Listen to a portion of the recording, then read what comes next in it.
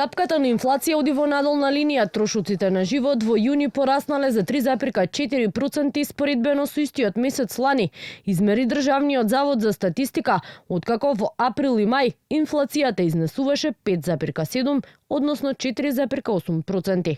На месечно ниво јуни споредбено со мај забележливо е намалување од минус 0,5%, кое според статистичарите пред се должи на намалените трошоци за транспорт, и тоа за 1,6% и за храна за 1,1%. Од Министерството за економија велат, особено значајно е што има намалување во овие две категории кои имаат најголемо влијание врз семејните буџети.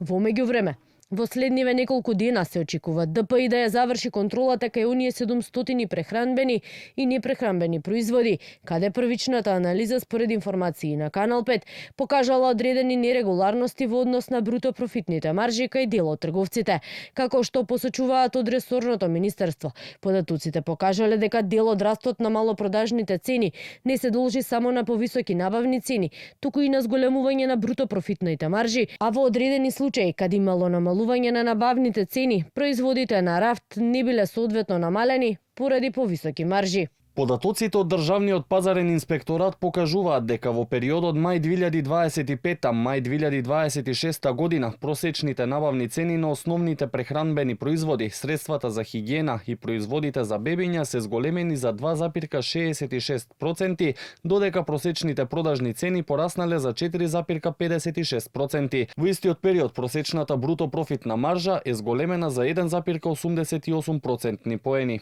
Велат од Министерството за економија за Канал 5, посочувајќи дека доколку се утврди потреба, ќе предложат превземање на соодветни мерки за заштита на животниот стандард. Инаку во јуни споредбено со мај минимално намалување од 88 денари имаше и кај кошничката која пресметува ССМ.